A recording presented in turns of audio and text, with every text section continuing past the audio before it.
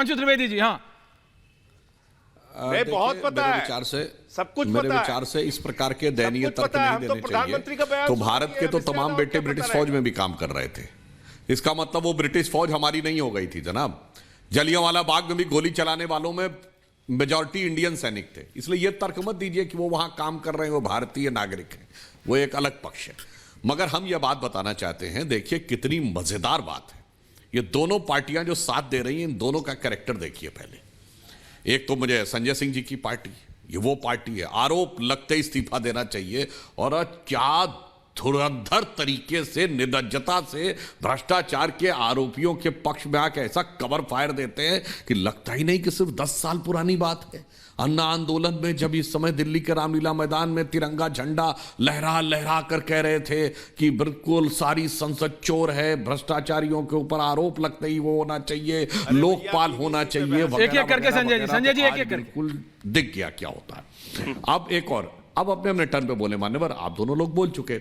बाकी मैं टाइमिंग की बात कहता हूं तो ये बड़ी विचित्र टाइमिंग है। विगत 8-9 वर्षों से आप देख लीजिए, रफाल का मुद्दा हो, किसान आंदोलन का मुद्दा हो, पेगासस का मुद्दा हो, हिंडनबर्ग का मुद्दा हो, या बीबीसी की डॉक्यूमेंट्री, जब जब भारत में संसद का सत्र शुरू होने वाला होता है, ठीक उसी टाइमिंग के समय विदेश में खबर छपती है और उधर से सुर उठता, इधर से ताल लगती है, और फिर दोनों अपने याराना निभाते हुए ऐसा तराना बजाने लगते हैं, गाने लगते हैं कि देश में कुछ बहुत बड़ा हो गया। और अभी तक किसी भी चीज में एक भी चीज, कोई तथ्यात्मक सामने नहीं आ पाई।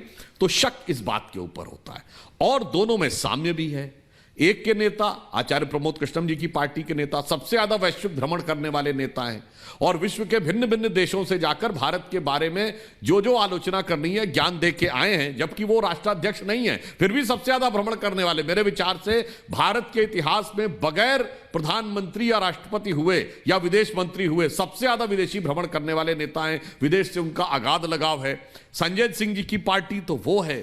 न्यूयॉर्क टाइम्स में छपवाना कितना मुश्किल होता है, केजरीवाल जी के मुंह से निकला था। उसके बाद same ditto, same to same वो खलीज टाइम्स में छप गई थी। तो विदेशी मीडिया के प्रति इन लोगों का जो अगाध प्रेम है वो सभी को साफ साफ दिखाई पड़ता है। और एक और बात भी कहना चाहता हूं, जो अभी आचार्य जी कह रहे थे कि भाई हमारा क्या लेना देना बीबीसी से। साहब, एक संबंध है यार आप में और बीबीसी में।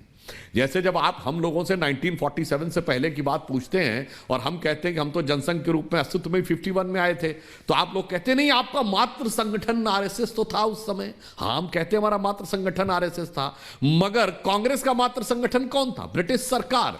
क्योंकि एलन ऑक्टेवियम ह्यूम नामक एक विदेशी ब्रिटिश सरकार के अधिकारी ने कांग्रेस स्थापित की थी, और पहले संस्थापक अध्यक्ष उमेश चंद बनर्जी भी जाकर आखिर में इंग्लैंड में बस गए थे। उस जमाने में नागरिकता का मुद्दा नहीं होता था, क्योंकि एक ही राज्य माना जाता था।